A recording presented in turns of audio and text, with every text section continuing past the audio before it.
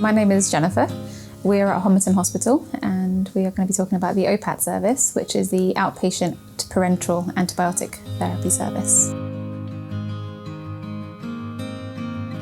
The service was set up with the aim of getting patients who are medically stable out of hospital so that they can finish their IV treatment at home.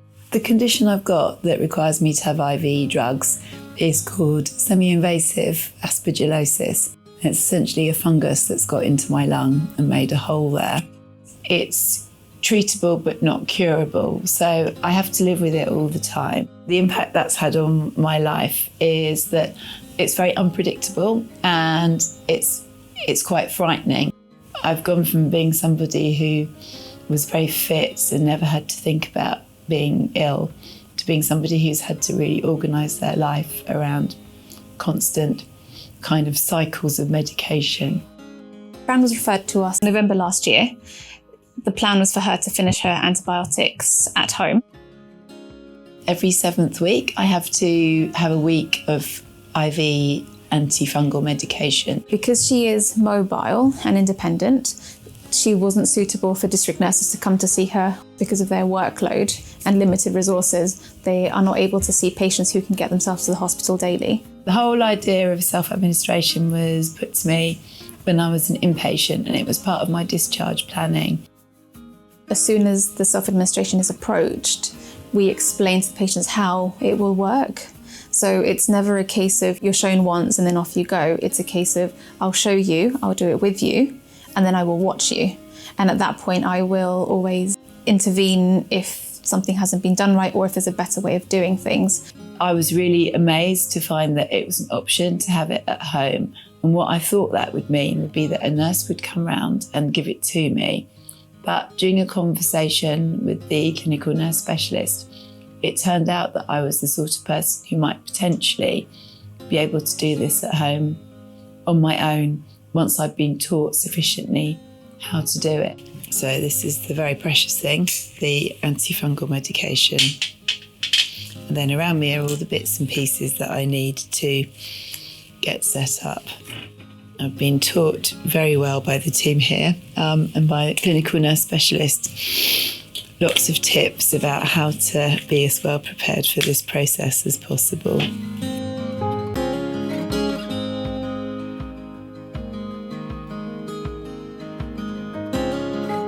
It's one thing to do this in a hospital setting and quite another to do it at home when you've got an 8-year-old and an 11-year-old asking you where the PE kit is.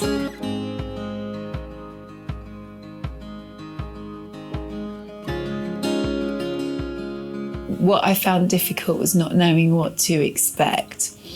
I now find it really very easy. I think patients being able to take control at least one aspect, so they are no longer thinking of themselves as the patient as being sick. They're actually proactively doing something to help themselves.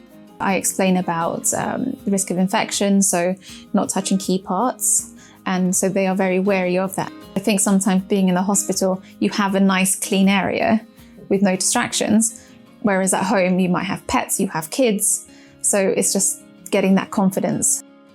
Looking back, I think it was a question of developing my confidence, and what really helped was that combination of the specialist nurse in the OPAT and some of the nurses in the unit here, the ambulatory medicine, all spent loads and loads of time and were endlessly patient with me. Being able to self-administer my IVs at home really helps my professional life. I'm self-employed, and rather than having to lose money and take lots of time off work, what I can do is very discreetly get up early in the morning, mix up my medication and do my IVs before I start work.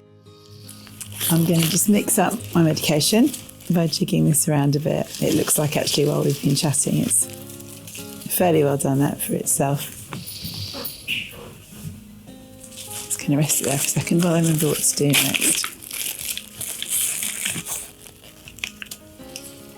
So first of all I get this out and take a look at it. I put that up too early, yes. Just going to keep that down.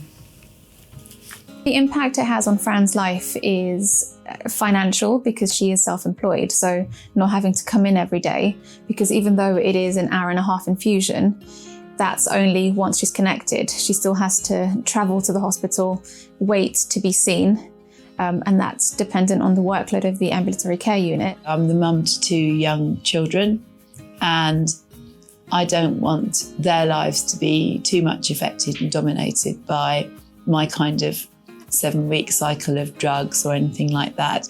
So it means I can manage it as unobtrusively as possible from their point of view. She can take her kids to school, pick them up, and administer herself whenever it's suitable for her around work and kids. When we first approach patients about going home on IV therapy, there's a mixed reactions. Some patients are very happy because they just want to leave hospital as soon as possible, so they're quite happy with finishing this at home. Other patients are a little bit wary because they feel the hospital's quite listed as a safety net because there are people there 24/7.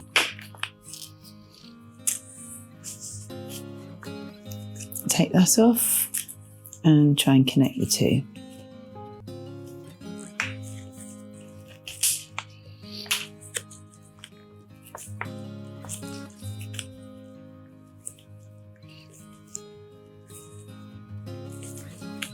I'd say to anybody who's maybe got, been suggested they could potentially self-administer their own medication, if they've got any concerns, that's completely where I was. If you've got the support of this team at the Homerton, I think you can get advice at really any time. They're very much available. So I think the most important thing is that you won't feel on your own or unsupported. I've always felt that I know where to get help and can get help so quickly. And I think, although it's daunting at first, with kind of time, it's such an amazing option that if you've got it, take it. From patient feedback, we can see that this is actually a very positive service. Patient satisfaction is really high for the OPAT service. Until the end of March, I was caring for my mum, who was in the end stages of life with dementia. And as misfortune would have it, I was told that she was reaching the end of her life at exactly the same week as my IV drugs were due to happen. I had a conversation with the clinical nurse specialist and the consultant here at the Homerton. Within about an hour, the clinical nurse specialist was back on the unit with a week's worth or a few days' worth of medication. The consultant had spoken to her opposite number in the hospital where my mum was. What it meant actually was that I was able to do that medication for 3 days in a row away from home.